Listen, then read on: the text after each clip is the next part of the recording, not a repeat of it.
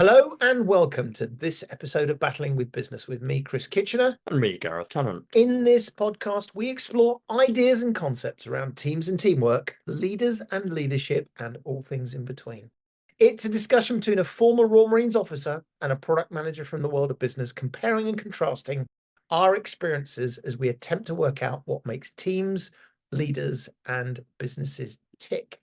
And Gareth, we are tonight in an undisclosed location. Yeah, this is the first time we're both overseas, but in the same place. Can I just say, though, that makes it sound very glamorous. Literally overseas. Maybe we need to leave clues that people can work out where we are. Or we could just tell them. Well, the thing is, they also know because we've often said. So we're both doing some work in Belfast. And so we have an evening, we're in a hotel room. And rather than going out, eating, drinking, and be merry, for you, dear listener, we're recording another episode. These are some of my favorite episodes where it's not one that we necessarily planned to do, as it were. And that was we got some feedback. So JP from Canada messaged us and said, which we always love the podcast. That's always good to hear. Always good. But he works as part of a multinational coalition of NATO partners. I won't go into too much detail. Yeah, so JP is somebody that I have briefly worked with my work in Canada, and we've had some interesting conversations in the past around this kind of stuff. Well, we might have to get him back on depending on how he thinks we do today. But he wanted us to talk about coalitions, well, explicitly coalitions, and I thought coalitions and partnerships was the same. So that's kind of what we wanted to talk about a bit today. So I spent a little bit of time thinking about how we might go through this today.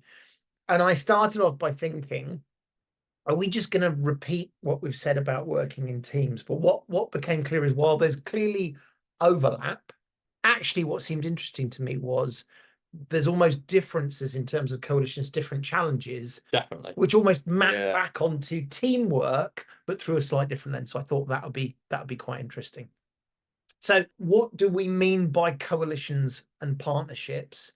Again, I think it's useful to sort of talk military, but also civilian, because these things, again, map very, very well. I guess a really, really good example of a coalition on the military side is NATO. And we had Rob on recently, was the head of innovation for NATO, but is now head of innovation for Saab. Sorry, Rob, I got the title slightly wrong, but that's okay. I think that's really interesting. That's coalition in this case of different nationalities with different rules, different missions, different goals. Yeah. On the civilian side, though, they're not necessarily called coalitions, but there's lots of talk about partnerships. And so there's tech companies. So I remember when I was working at Adobe, we had various on-off partnerships with different companies, whether it was Apple or more latterly Microsoft. And so that's interesting because, again, these principles of what brings people together, but also is different about them. And how do you work in that scenario? I think that's particularly interesting. Yeah, I agree. I think there's a clear difference between a team and a coalition straight away, in that for me, a team is a collective. We talk a lot about organization, and I use the word organization because it's sort of neutral for business and military. And we talk about having a collective vision for that organization. That organization needs to have a strategy, and all of this stuff around balancing the individuals within that organization against the mission and against the collective requirements, culture, and all the rest of it. Coalition is when you smash multiple teams together, multiple organizations. You've highlighted a few there. I think there's an interesting question about why coalitions form and why coalitions are different from teams, in that if there's a mutual end goal, why wouldn't they come together and form one collective organization or one collective team? And NATO is a really good example, I think, of explaining that, in that NATO is not designed to become the military of the North Atlantic. It's not the military that protects the nations that are part of the treaty organization. It is a collective defense agreement, which is then embellished with a whole load of standard agreements for how we're going to operate, so that we can collectively bring all of our individual organizational powers together to achieve that, collective defense. But of course, each of the nations within that don't want to give up their own sovereignty. And so strategically, they are different and they are independent. So there is a coalition, and that creates some frictions and it creates some challenges. And Rob talked about those. But it also means that different organizations that have different strategic outlooks, different cultures, different strategic visions can still work together collaboratively. Well, it's interesting. It feels to me, just as you were talking, I was thinking one element of a coalition is often that it is temporary. Now, don't get me wrong, NATO has been sticking around for a while, but your point is, if it was permanent, you would say, well, let's just join all our armies together and we'll buy all the same equipment and it will all be fine. Single rank structure. It is temporary. Yeah. There are differences that people wish to maintain and sort of keep. Yeah. And I don't know whether this is true or adds anything, but is typically not planned. Now, don't get me wrong, there are some that are planned, but why are we doing NATO? Well, we're doing NATO because we worry about the person to the east of us. A better example is the political coalitions. We use that term, and it is, well, I'm not going to plan this, but if I want to be in power, I have to. Yeah. And so there's some interesting stuff there. I think there is. I think it's probably not a defining feature because I think there are definitely planned coalitions, but I think there are certainly coalitions and partnerships that form because at that moment in time there is a mutual benefit, but it's short-lived. And that says something about the relationship between tactics and strategy.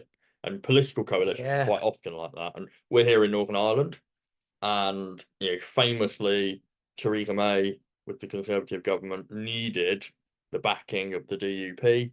Those are the Conservative Party and the DUP, for our non-UK listeners, those are two very, very different parties. One is very, very focused on the particular geographic region of Northern Ireland.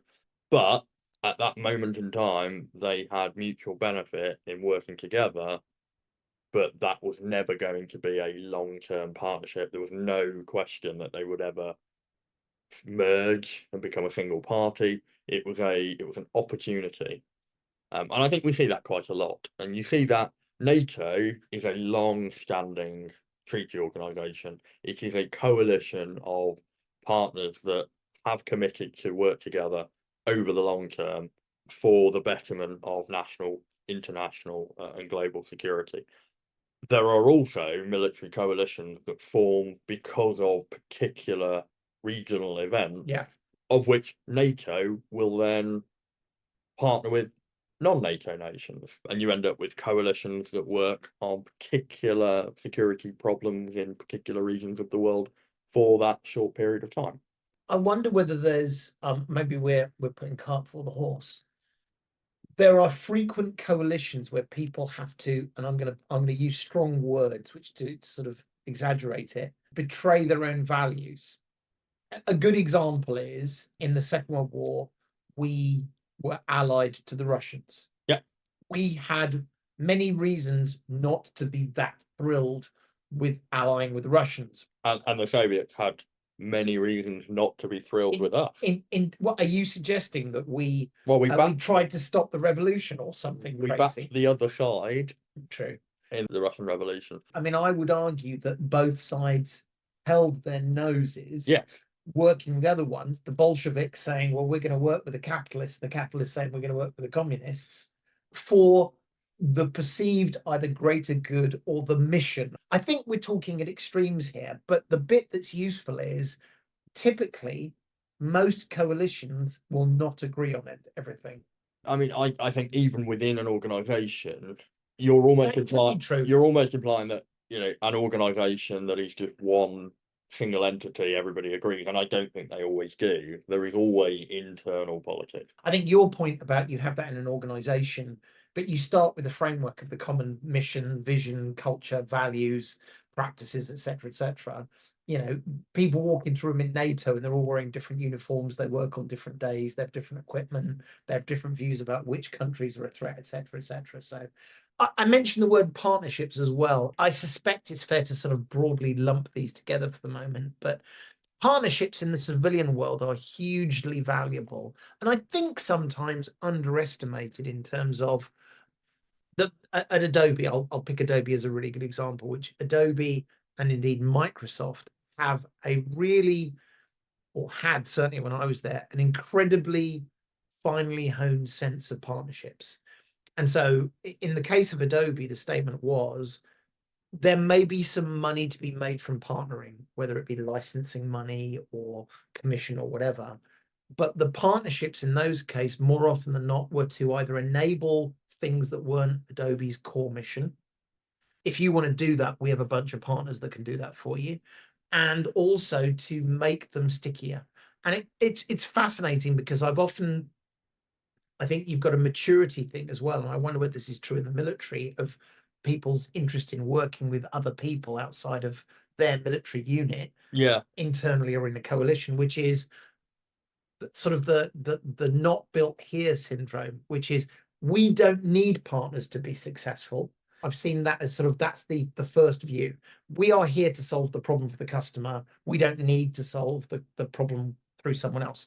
The next phase of maturity is we're going to use partners to solve problems either we cannot, but fundamentally it's to not, as it were, delay a sale. And then the third most mature is they are, in inverted commas, an equal partner to us. And there is a symbiotic relationship. The stronger they are, the stronger we are, and vice versa. I wonder whether and you've worked with lots of different militaries over the years.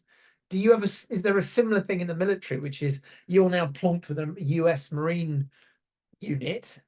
Why the hell are we working with these guys? Or how does that work? yeah, I think there absolutely is, and I think I think you're right. Firstly, to highlight the range of different types of partnerships, and they can be very short lived, and they can be long and enduring and symbiotic. It's exactly the same in the military, and I suspect it's probably the same in most large organizations which have subcultures and all the rest of it. We talk about esprit de corps. We've mentioned it before on the podcast, this idea of building a cultural set of values around a collective idea of who you are based on tradition, based on artifacts like uniform, that Flags. flags and all these kind of things. The military particularly does that, and there's a very good reason, which is we need to motivate people to do very bad things for very good reasons. We want people to fight for a purpose. We want to be able to control the violence, the monopoly of violence that the state has. So esprit de corps is a really important thing. What's interesting is that you get it at every level of command. So when I was a troop commander, so my first leadership role straight out of training, I had a troop of about 30 Marines that were split into 3 different sections. When we would do troop PT, so physical training, quite often it was competitive and the sections would compete against each other.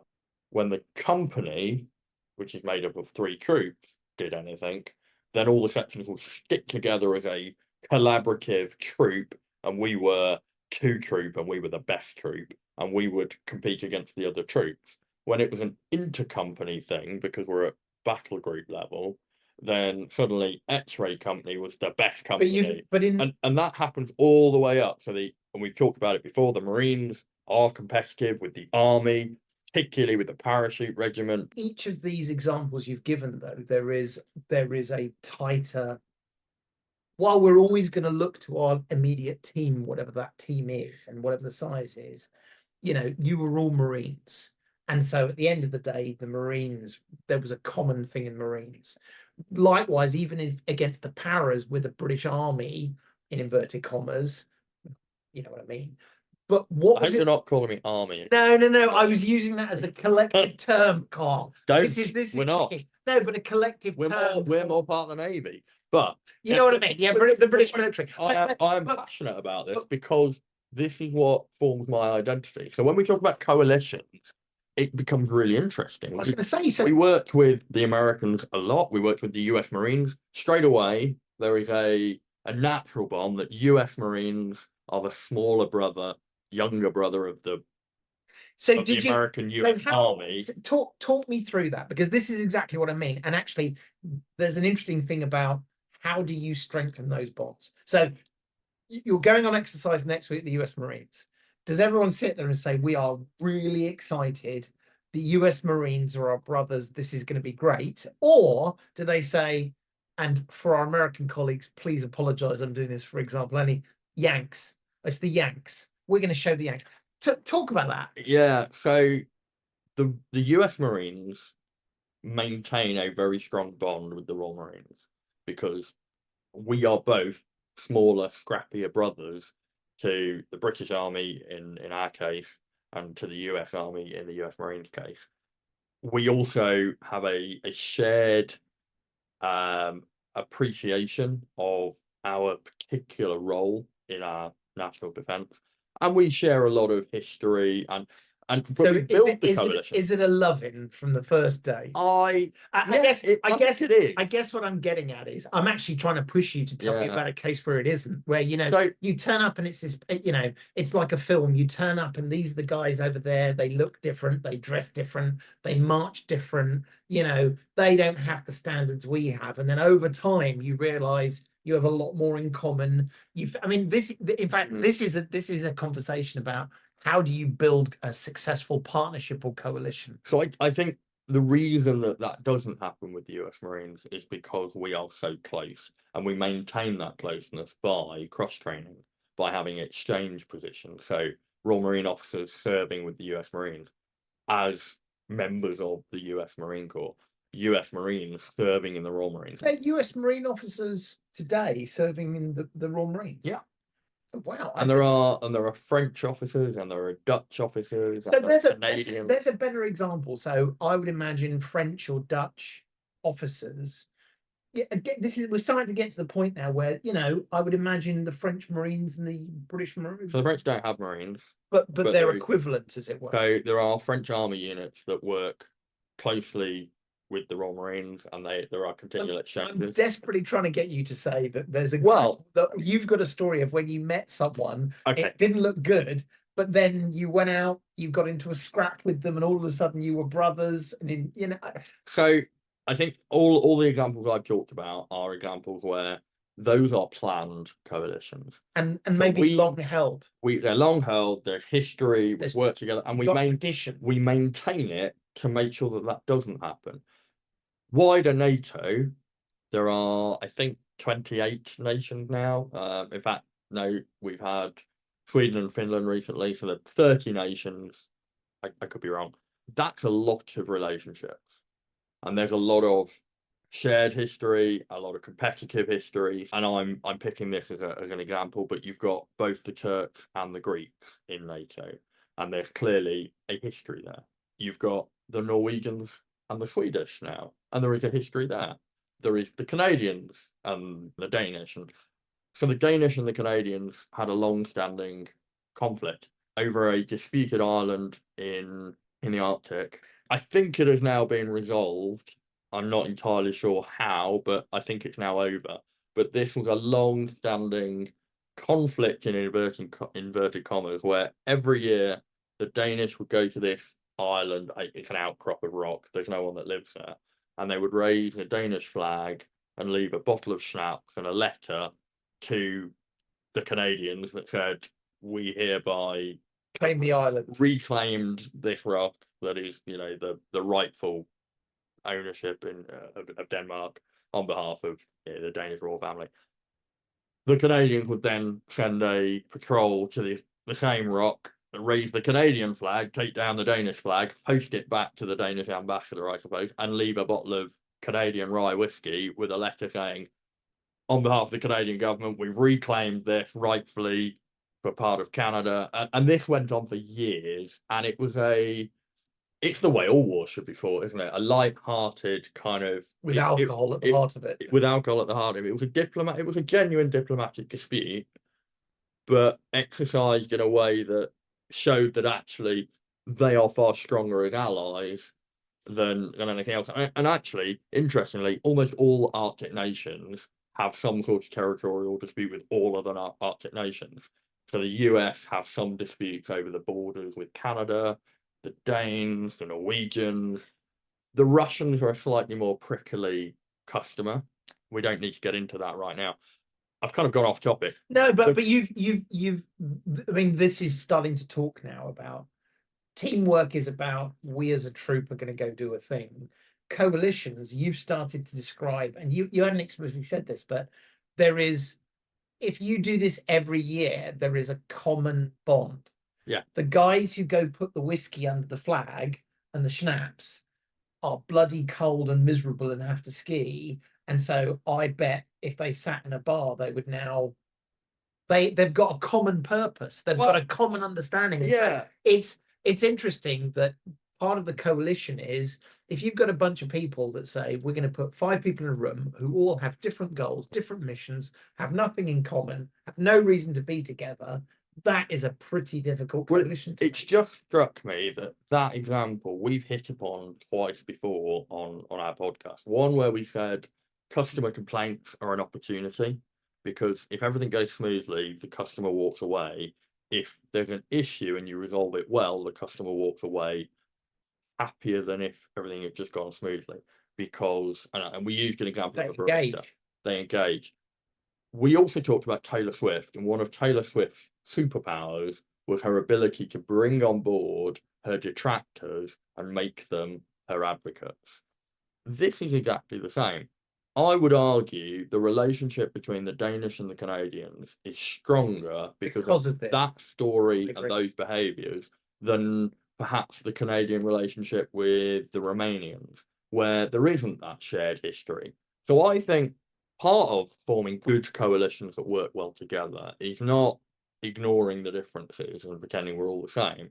It is highlighting the differences, but in a positive way that shows Well, the power of working together with other and people understanding the commonalities. and understand. Yeah, and the U.S. Marines and Royal Marines is a. I'm going to go back to that because it's my home territory. It's a really good example, I think, because we are very, very different as a fighting force. The Royal Marines is very, very small. It's very niche. It has a very tightly bound and specific set of missions that it can achieve and that it fulfills on behalf of the UK. The US Marines see themselves as small and scrappy when compared to the US Army, but actually they are larger than the British Army in manpower. They have more aircraft than the Royal Air Force. They have more ships than the Royal Navy, and so they're just on a whole different scale. They are completely different in their culture. And for anyone that's ever seen Full Metal Jacket, you know Paris the Island. Paris Island basic training, yeah, the gunny sergeant. That is that's an anathema to the way that Royal Marine training takes place. But there are things that we focus on that are very, very similar. So culturally, our appetite and expectation for high levels of physical fitness and self-discipline, we share that. Our understanding and expertise and hopefully our collective excellence in amphibious warfare, both in the individual soldiering of our Marines, but also in the planning and the execution of amphibious operations that is really quite difficult to do. Those things bring us together. And then there's really, really trite things, but they're quite important. So if you've ever looked at the cap badge of the Royal Marines, it is the globe and laurel. So a globe surrounded by the laurel leaves that represent the military honours and battle honours that we've won over time. The US Marines have the globe and anchor. If you look at those two things side by side, they are two halves of the same globe. So the US Marine Cap Badge is North and South America, and the Royal Marine Cap Badge is Africa, Europe, and Asia. And that is a deliberate act because it shows that together we are the protectors and guardians of security globally. And that was a very, very deliberate decision. And yet, it's a really tiny, tiny thing, but it means a lot. So going back to working in NATO, where there are lots of other nations, I've got lots of experience of working with much, much smaller nations. And so we feel very small when we're talking about the Americans, but much, much smaller nations, European nations, are not expecting a lot. And that shows a level of hubris and a level of, I suppose, arrogance in the way that I thought and the way that perhaps the British military thinks. And then you go and work with these partners, and they're very different. And they've got very different equipment, and they look different, Well, they sound different, and their English isn't very good, which says something because but my Romanian, I can feel we're going down the diversity route. Wait, absolutely. you solve that problem that way. That's really interesting. What do you mean you do this? So, But you end up with this situation where your initial reactions, there are these barriers. Some of them are self-imposed psychological barriers. Some of them are physical barriers. Some of them are technical barriers, and it's hard and it's really difficult. And the first time you do it, there is a genuine sense of we would be better on our own. We could just do this. And then the second or the third time through, we're you're starting to get to this point where you're starting to see why they're adding value, we're or they're solving problems in a way that you don't, or they've gone up against this threat before and they suddenly say, stop. If you do it that way, you're going to get killed. This is always the way. There's always these echoes of these other topics. So the statement about the value of diversity, the statement about the power of a team, and the statement about you have to trust other people to say. And I mean, interesting. I I wouldn't want to predict the future. Right now, I would imagine the Ukrainian military, who have been fighting a very different war to a sort of a NATO maneuver war, I would imagine would be that exact kind of partner who would have very different things to say that we've listened to. Look, let's take a quick break. When we come back, I actually think there's a lot of value in talking about why are coalitions and partnerships interesting, not just in terms of the value they bring, but how they're different as well. So let's come back after the break and maybe talk about that, because I think there's some more threads to pull on there.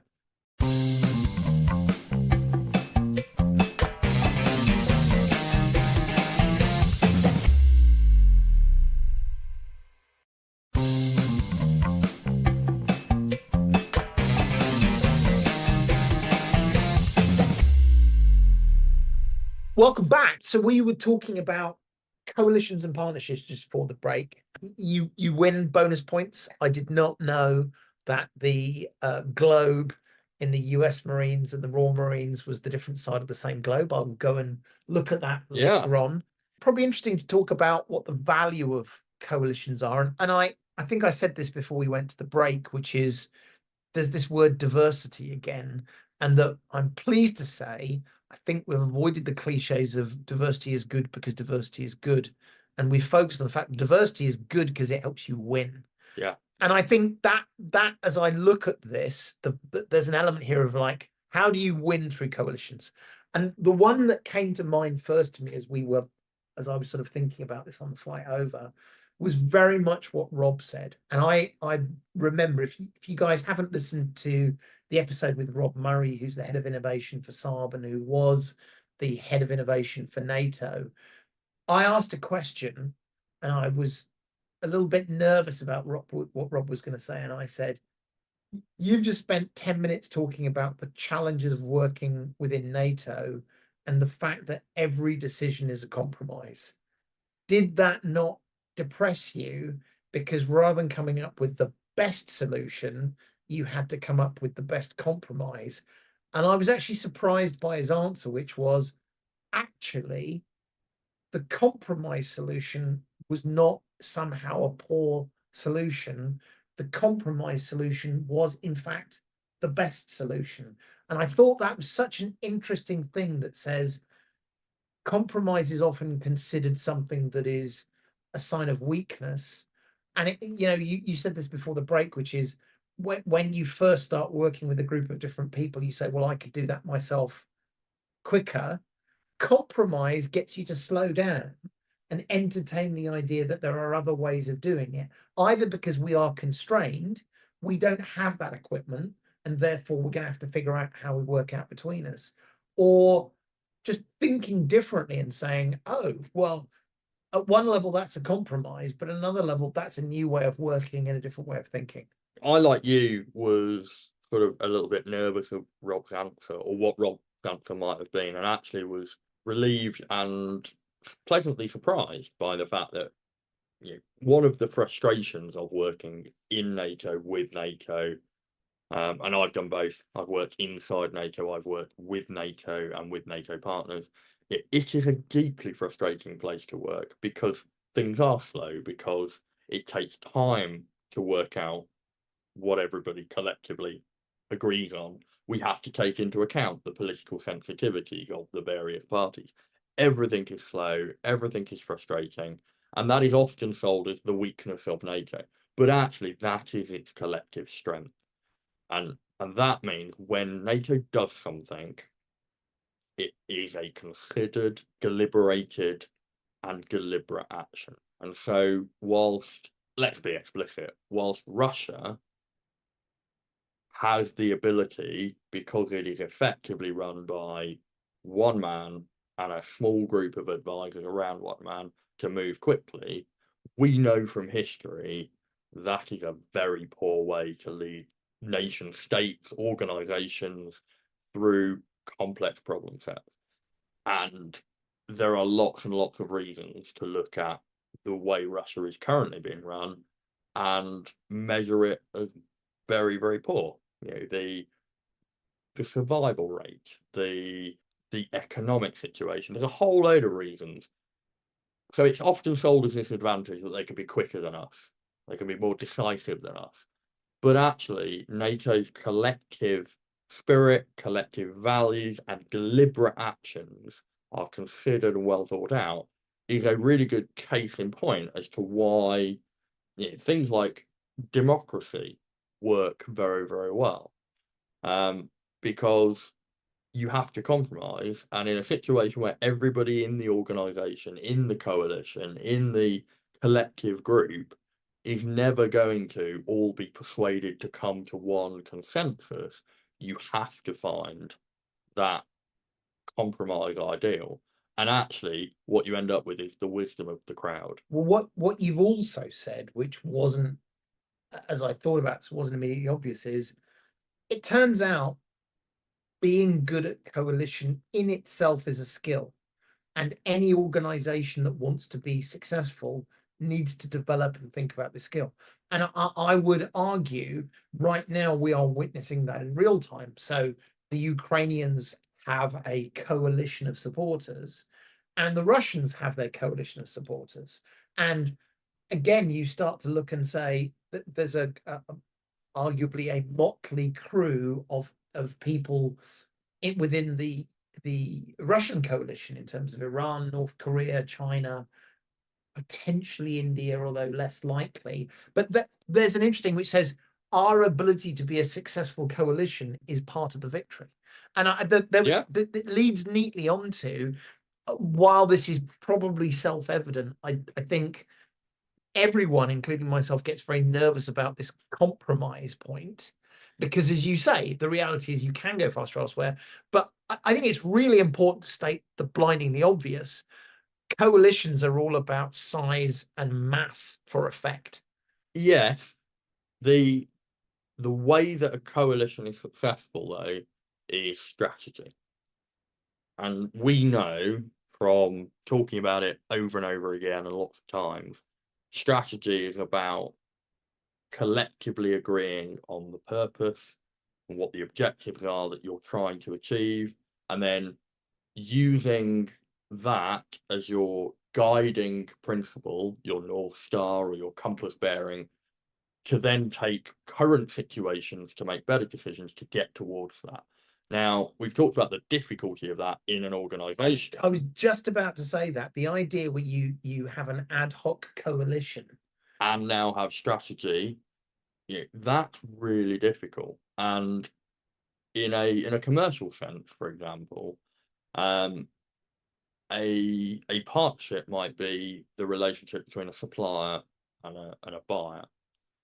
Now that's a transactional relationship But it might be that one or both parties start to see that as a strategic partnership. So they rely on the supplier over the long term. So they're now starting to build that into their strategy. Well, if the other party doesn't see it the same way, there is now inherent risk in your strategic approach. So you might want to bring them with you, have strategic conversations about securing that relationship, or think about other options. What happens if they go off in a different direction? Each situation is going to be independent, and the context is really important. But for coalitions to succeed, and we've talked about the Western coalition, the democratic coalition versus the authoritarian growing consensus. And I'm an optimist, and I don't think it's bigger, and I don't think it's going to be bigger, and I don't think it's going to win out. But what's going to be crucial is that we have a collective strategy. And one of the things that we have in the democratic Western approach, and Western is a colloquialism because it doesn't actually represent anything geographic, of course, is that we have a collective vision. The thing that's going to pull the authoritarian and arguably populist elements of, the current global disorder away from forming a coalition is that they don't have a collective vision. They don't have a set of collective ideas. I've got to believe, though, NATO has spent a lot of time thinking about its strategy, and I would imagine if there was a NATO strategist here, he'd be banging his head against the table going, my God, this is my problem. I have to believe that these ad hoc ones are much, much harder. Much harder. So I mean, again, using Ukraine as an example, I am not party to this, but I have to believe there is no central, they all get into a room and say, what is our collective strategy? I would imagine it's this sort of patchwork network of Zelensky or his equivalent or his representatives saying, I'm trying to achieve this. The Americans saying, yeah, but we want to achieve this. The British saying, well, we're not telling you what we want to achieve, but we're willing to. That's got to be really, really hard. Really hard. And this is where we're starting to look at multiple layers of strategy. So there is grand strategy, and then there is substratas, if you like, of strategy below that. And this is where we talked earlier about holding your nose, the British and the Soviets coming together as part of the Allies. That was strategy. There was strategy collectively in the Allies' approach to solving the problem of the Axis coalition and defeating Nazi Germany and then defeating Japan and all of the complexity of the Second World War. There was also, running parallel to that, a longer term grand strategy of what does Britain and her Dominion Empire do post-war. At the same time, Washington had their strategy, and there was a decision made that Washington and Britain would continue to work as allies going forward, and that actually the Soviets were now part of the problem, not part of the solution. So you've got these layers of strategy, and I would say in Ukraine, at a grand strategy level, Ukraine has already voted. Ukraine has made it quite obvious that they reject the authoritarianism and the nationalism of Russia, and they look to the West and they look to democracy and the institutions that hold that together and the freedoms that that allows. What's really important is that we don't lose the strategic war in the shorter term, and we give them the space and the time for that longer term strategy to flourish. Well, and arguably there is a grand strategy, and again, I am imagining this, which is that the Western powers are thinking beyond Ukraine in terms of potentially containing a resurgent series of competitors, be it China, be it Russia. And so there is to use your phrase, the grand strategy, and which people have accused the West of, which is, and I suspect this is a little too conspiracy theory, but well, of course, the West are only giving the Ukrainians enough equipment to not lose. I Occam's razor tells me that is not the case. Yeah, I don't think we're very good at measuring what's enough to not lose, but not too much to win. But as a broader principle, there's going to be a group of people thinking, what does this mean? Is this yeah, but this what bad? it demonstrates is it demonstrates that complexity of coalitions. So there is the strategy of supporting the Ukrainians against the Russian invasion. There is a wider point about the EU. There is a wider point about each nation state and their national defense strategy, their prosperity, and their grand strategy of where they see themselves in the world. And this is where coalitions, partnerships become difficult because there isn't one strategic vision, there isn't one strategic Well, purpose. we're back to this thing where you don't like thinking of organizations as machines. You like to think of them as organisms, as Yes. it were. And this feels like a really good example. This is a complex organism. When a butterfly flaps its wings, I don't know what happens, but there's complexity in an organization that these things affect one another. Changing direction a little bit, because I think this is I like this as a sort of an area to poke at, which is another something that historically we've seen in terms of coalitions is about the appropriate application of unique skills. Now, what do I mean by that? In NATO, and I don't know if this is still true, but I don't know whether, I mean, I would imagine this is reasonably public, but historically, one of the United Kingdom's roles in NATO was to make sure we keep the sea lanes open. So our Royal Navy was there to ensure that the US could rapidly reinforce Europe, and they would do that with its navy while the US Navy would go different things. And so I really like that idea. We've talked about, I think it was Estonia, that explicitly after the fall of the Soviet Union said, how do we become indispensable? We become the cyber leaders. I love that idea of there are some very particular roles.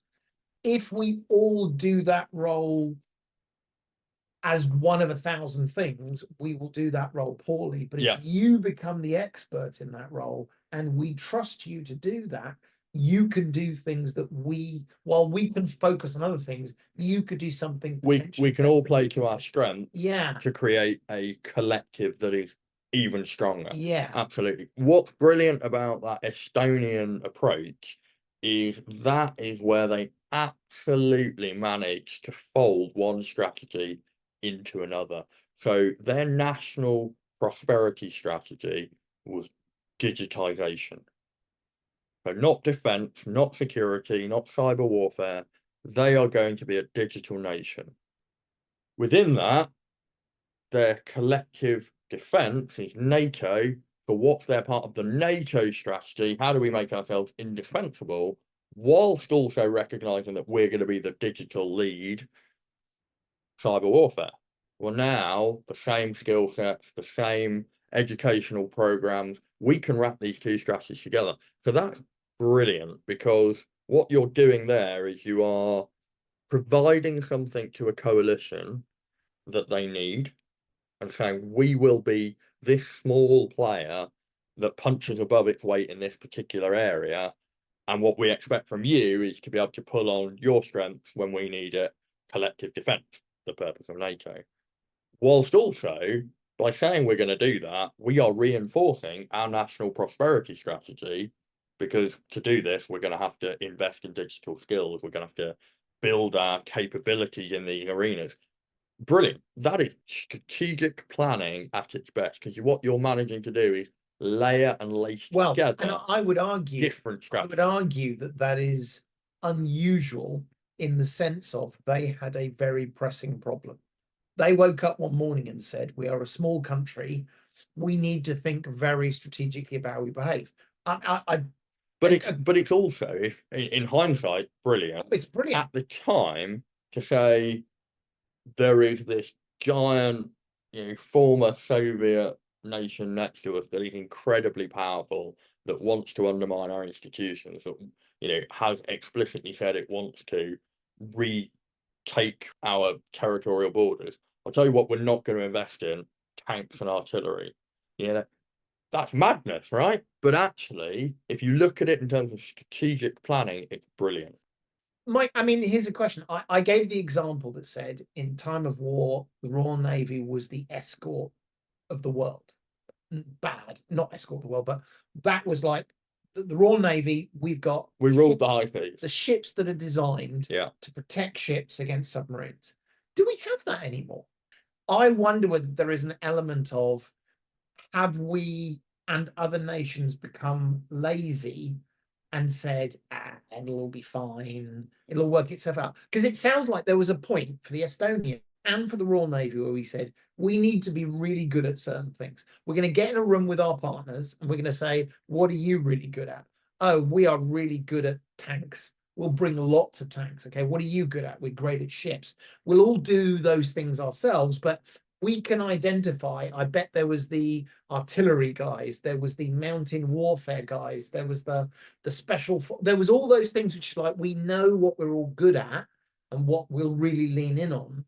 I'm I don't know, I'm nowhere near this, but I don't know I've heard us talk about that in the last 20 years in the same way, which seems logical because we're making everything smaller. We said there was never going to be a war. Europe was going to be fine, peace dividend, blah, blah, blah.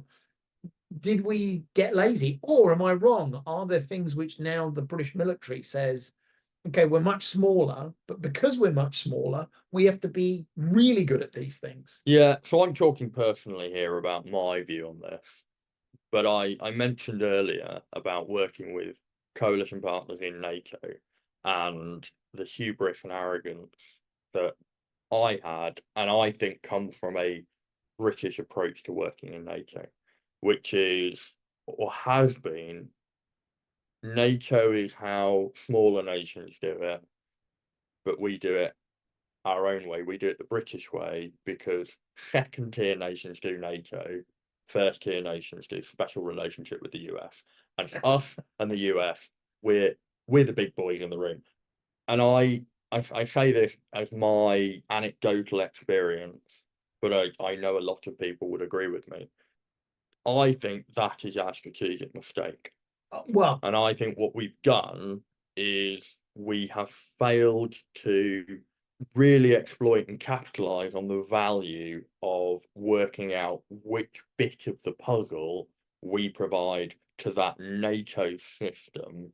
And instead, what we said is we're going to do some of this and a lot of this unilaterally, and therefore when NATO is required, we're going to be able to step up. And I mean, before, I mean, this is classic armchair generaling.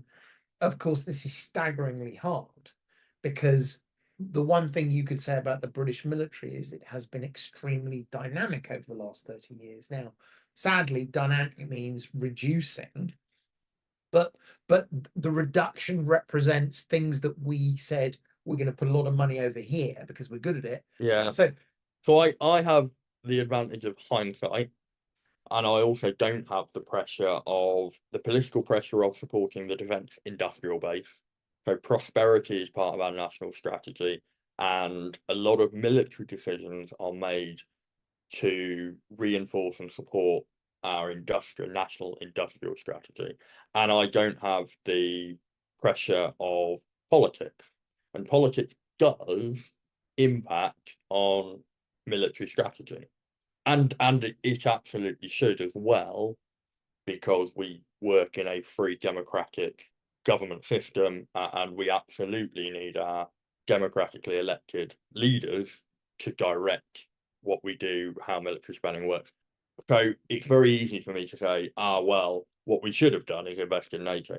But I do think what we ended up doing was convincing ourselves that we are better to do this unilaterally, maintaining all of these capabilities, and then when NATO needs us, we've got everything and we can throw it into the pile. And what you end up doing is piecemealing, and as things are reduced, as budgets are cut, as operational constraints are put upon us, we've had 20 years, 25 years of campaigning and counterinsurgency. We've had to reduce in certain areas, and what we've not done is thought strategically about how we work with our partners and allies better so that we can manage those reductions in a way that means that we are still contributing a very particular strength to that wider system. There are so many things where we have reasonably strong views and we think, well, this is the right way to do it. I think this is a staggeringly hard one. And by the way, I have a slightly different opinion, which is I think the answer is patchy in the UK. So I think I mean you know a lot more, and I can also see the natural thing which says we're going to sort of take lots of slices off the top, but ultimately we need to do all those things. But I'll give you another example, which is the Royal Navy and the carriers. The opprobrium that comes from people when we say we can't fill our carriers with aircraft, people say this is a national disgrace. This is appalling. Or you could say this is a very well thought out strategy that says the carrier is the really important thing, having some aeroplanes which we can use to support our own smaller national needs. But in time of war, we would put a number of US Marine Corps F-35s on there, and that would be part of the strike package. So you could argue there is an example of that, whether that's by accident or by planning. There's a really good example of coalitioning, and it's a perfect example, which is people are pilloried for that. They're not. Yeah. That was a really smart coalition move. Instead, it was like, you're all a bunch of cheapskates. Yeah, I want to push back slightly because whilst you're right, we now have two carriers that in a coalition environment could be quite useful and would show us as a contributing nation.